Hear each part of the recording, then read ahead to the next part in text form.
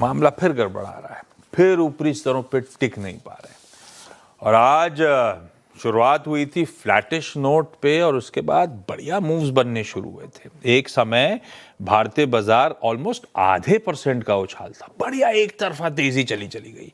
हम 26,100 तक गए। बस उन्हीं जोन्स के आसपास से फिर मुनाफा वसूली का दबाव हावी होता हुआ नजर आया। तो एक पॉइंट पे 110 115 पॉइंट ऊपर वाला निफ्टी अब इस समय एकदम फ्लैट, यानी डेज हाई से 100 पॉइंट से ज्यादा करेक्ट करके वापस कामकाज करते हुए हमारे इंडियन मार्केट्स। और ये तब हो रहा है जब ग्लोब के समीकरण बढ़िया है। ये अंडर परफॉर्मेंस पिछले कुछ दिनों से लगातार चल रहा है। 2 दिनों से यूएस के बाजार अच्छा कर रहे थे। आज दोपहर के यूएस फ्यूचर्स इस समय के फ्लैट से इन ग्रीन ही कामकाज कर रहे हैं। हमारे लार्जली एशियन पियर्स जो बंद हो गए या बंद होने की कगार पे खड़े हुए, वो मजबूती के साथ बंद होते हुए नजर आए। तो हम थोड़ा सा ज्यादा अंडर परफॉर्म कर रहे हैं। और अगर एक सरदर्द था रुपया ऑफ लेट, तो भाई साहब रुपये ने तो अपना गियर शिफ्ट कर लिया। इंटरवेंशन हुआ हो, बैंकों की बाइंग हुई हो, जो भी रीजन हो, आज 50 पैसा रुपया दिन के लो से मजबूती के साथ अब इस समय आपको कामकाज करता हुआ नजर आएगा। और 90 के साइकोलॉजिकली इंपॉर्टेंट लेवल के अब हम नीचे कामकाज करें 89.95 के जोन्स पे। तो अकेला रुपया नहीं है, मूड माहौल थोड़ा सा बिगड़ा ही हुआ है और अब ब्रेथ भी डिटोरिएट होती हुई। खैर इन सब पे आगे आऊंगा, पहले सीएनबीसी आवाज के मैनेजिंग डायरेक्टर इस समय फोन लाइन पे मेरे साथ जुड़ते हुए। फिर मामला गड़बड़ा रहा है, फिर ऊपरी स्तरों से दबाव आता हुआ। कैसे देख रहे हो? पहले तो आप मार्केट्स को, मैं रुपये पे बाद में आता हूँ। रुपये की आज बहुत डिटेल्ड हम लोगों ने सुबह 8 बजे और बहुत बढ़िया तरीके से बातचीत कर रखी थी। और आज ही का दिन देखिए रुपये 50 पैसे मजबूत, लेकिन रुपये बाद में। पहले ये निफ्टी, ये सरदर्द कुछ और है लगता है, नर्वसनेस कुछ और है, नॉट ओनली रुपी, क्योंकि ऊपरी स्तरों से फिर ठंडा पड़ गया, फिर मुनाफा वसूली का दबाव आ रहा है। बिल्कुल आशीष, गुड आफ्टरनून। देखिए करीब 11 साढ़े 11 बजे तक मुझे लग रहा था कि आज जो हमने एक चर्चा की थी, मार्केट बिल्कुल उसी तरीके से बिहेव कर रहा था। वापस 20 डे पे सपोर्ट लेकर इंटरडे लो से अच्छी रिकवरी दिखाकर सब कुछ ठीक चल रहा था।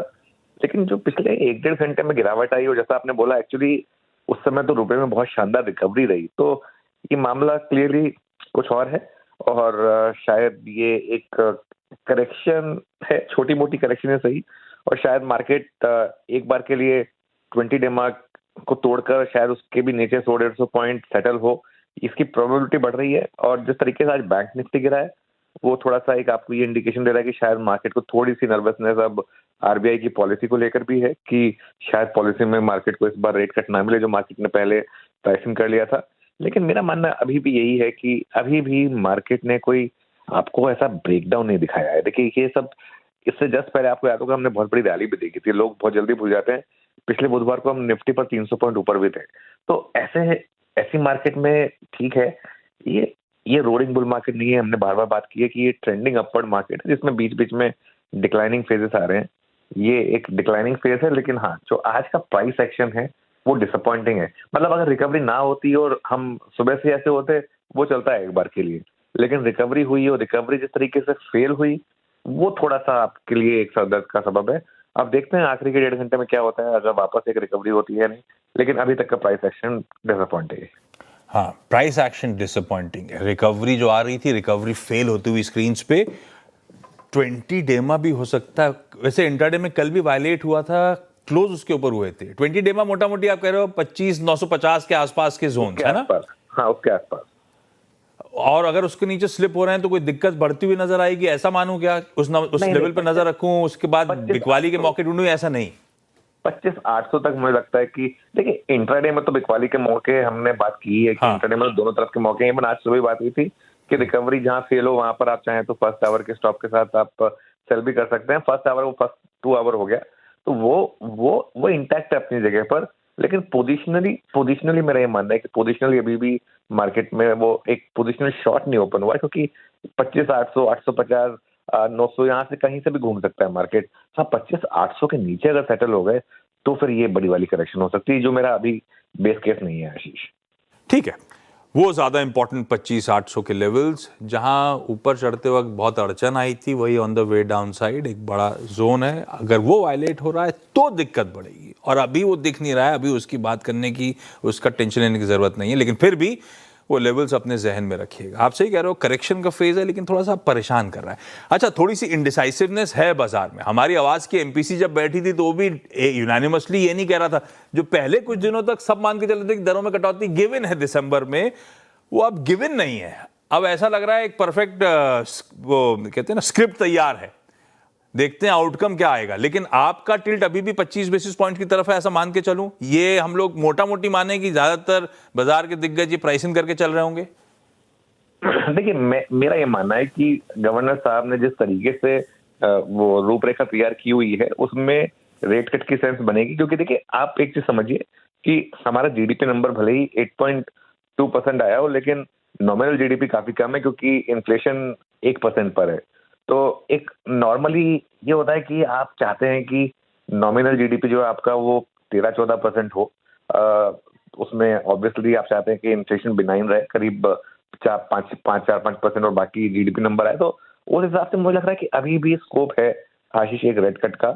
लेकिन रेट कट अगर नहीं भी आया तो मुझे लग रहा है कि मार्केट के लिए कोई बहुत बड़ा नेगेटिव नहीं होगा, क्योंकि कमेंट्री मुझे लग रहा है गवर्नर साहब की यही रहने वाली है। अगर नहीं आया तो कि इस बार हम थोड़ा सा वेट एंड वॉच कर रहे हैं, अगली बार हम देखेंगे कि शायद रेट कट दे दें। लेकिन सिस्टम में भी 2-3 रेट कट हैं और इसमें आई थिंक मुझे कोई डाउट नहीं है। हाँ, अब अगर इस मूड माहौल में रेट कट आ गया तो मार्केट के लिए बहुत बड़ा पॉजिटिव होगा।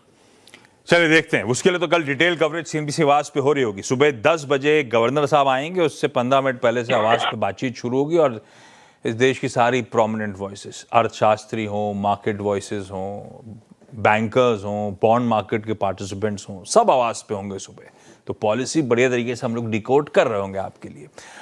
अच्छा, एक जेनरिक सवाल हमेशा पूछता हूँ, थोड़ा सा नर्वसनेस है, लेकिन इस नर्वसनेस में अपन अपना भरोसा बना के रखें, अच्छी पेडिग्री के स्टॉक्स या एसआईपी के जरिए एक्यूमुलेशन कंटिन्यू करें, है ना? ये मान के चलूँ इस बाजार में?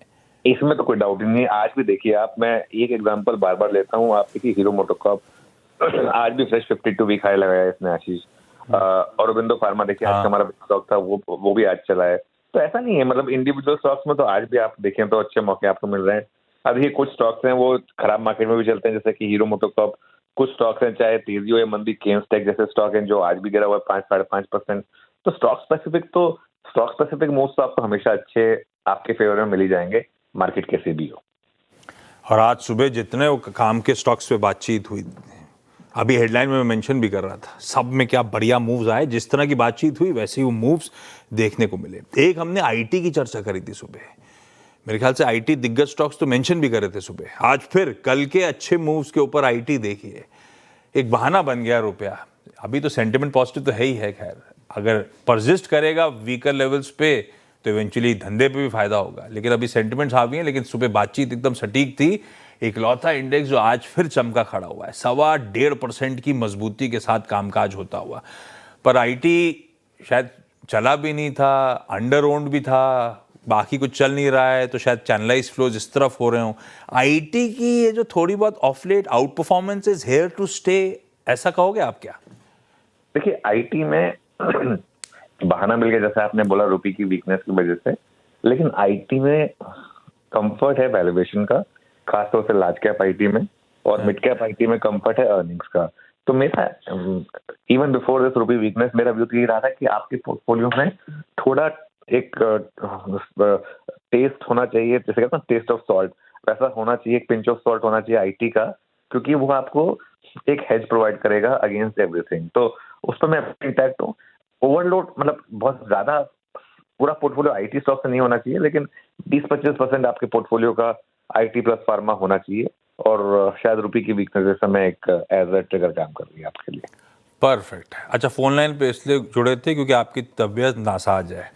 आप तबीयत का ध्यान रखो, कल फिर अपन के लिए बड़ा दिन आने वाला है सामने। बिल्कुल। और हुआ अगर तबीयत ठीक रही तो 3:15 के आसपास एक बार फिर से पैच कर लेंगे, तो क्लोजिंग की स्ट्रैटेजी पे एक बार फोकस हो जाएगा। चलिए, थैंक यू सो मच जुड़ने के लिए।